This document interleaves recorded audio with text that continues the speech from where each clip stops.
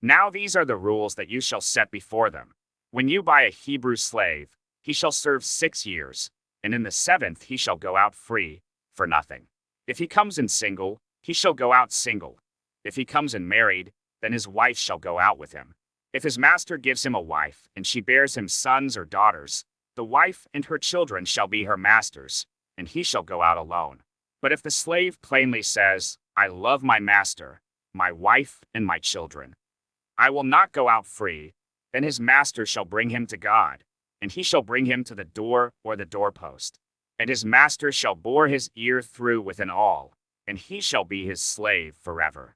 When a man sells his daughter as a slave, she shall not go out as the male slaves do. If she does not please her master, who has designated her for himself, then he shall let her be redeemed. He shall have no right to sell her to a foreign people, since he has broken faith with her. If he designates her for his son, he shall deal with her as with a daughter. If he takes another wife to himself, he shall not diminish her food, her clothing, or her marital rights. And if he does not do these 3 things for her, she shall go out for nothing, without payment of money. Whoever strikes a man, so that he dies, shall be put to death.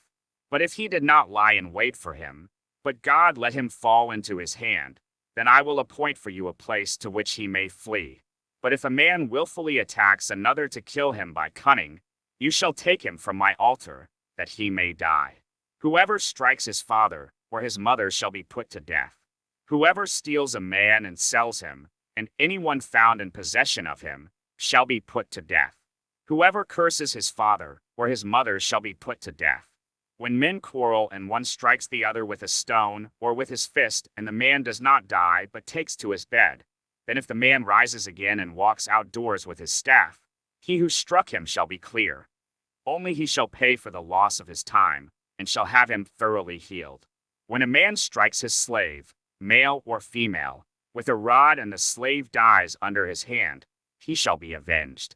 But if the slave survives a day or 2, he is not to be avenged, for the slave is his money. When men strive together and hit a pregnant woman, so that her children come out, but there is no harm, the one who hit her shall surely be fined, as the woman's husband shall impose on him, and he shall pay as the judges determine. But if there is harm, then you shall pay life for life, eye for eye, tooth for tooth, hand for hand, foot for foot, burn for burn, wound for wound, stripe for stripe. When a man strikes the eye of his slave, male or female, and destroys it, he shall let the slave go free because of his eye. If he knocks out the tooth of his slave, male or female, he shall let the slave go free because of his tooth. When an ox gores a man or a woman to death, the ox shall be stoned, and its flesh shall not be eaten, but the owner of the ox shall not be liable. But if the ox has been accustomed to gore in the past, and its owner has been warned but has not kept it in, and it kills a man or a woman, the ox shall be stoned, and its owner also shall be put to death. If a ransom is imposed on him, then he shall give for the redemption of his life whatever is imposed on him. If it gores a man's son or daughter, he shall be dealt with according to this same rule. If the ox gores a slave, male or female, the owner shall give to their master 30 shekels of silver, and the ox shall be stoned.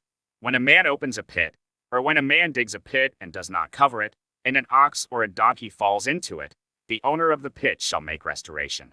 He shall give money to its owner, and the dead beast shall be his.